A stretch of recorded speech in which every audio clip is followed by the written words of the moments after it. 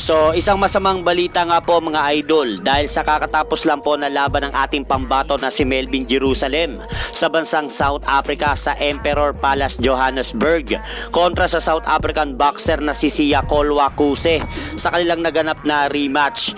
Bigo nga pong madepensahan mga idol ang ating pambato na si Melvin Jerusalem ang kanyang WBC World Minimum Weight Championship title laban kay Siya Kolwa-Kuse dahil tinalo po siya nito sa pamamagitan ng lopsided unanimous decision sa score na 116-112, 116-112 at 115-112. Lahat po yan ay pumabor sa South African boxer. Kaya po ngayon mga idol, si Siya Kolwa-Kuse na po ang bagong WBC World Minimum Weight Champion at umabante na rin po ang kartada nito sa 10 panalo, 3 talo at 1 tabla at 4 dito ay natapos via knockout. Habang nalasap naman po mga idol ng ating pambato na si Melvin Jerusalem ang kanyang ika-4 na talo sa kanyang buong professional boxing career sa kamay ng South African boxer na si Siya Kolwa-Kuse dahil bumagsak na po ngayon ang kartada nito sa 25 wins, 4 losses. Kaya sa pagkatalo na yan mga idol ni Melvin Jerusalem kahapon sa South Africa ay binatikos nga po ng ilang mga Filipino boxing fans ang kampo ni Melvin Jerusalem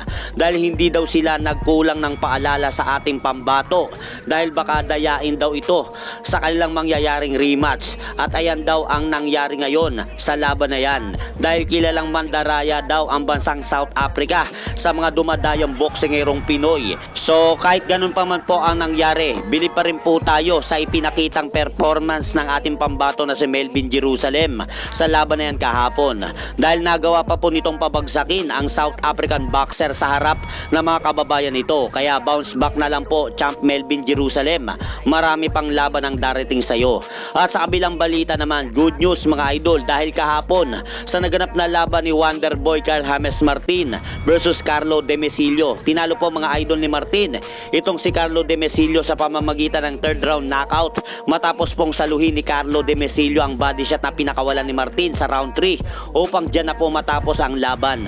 Kaya nakuha po ni Wonderboy Carl James Martin mga idol ang panalo kahapon sa lugar ng Taguig via 3rd round knockout. At dahil po sa panalo na yan ni Wonderboy mga idol, umabanti na po ngayon ang malinis nitong record sa 28-0 with 21 knockout. Habang bumagsak naman ang kartada ni Carlo Demesilio mga idol sa 19 wins, 13 losses.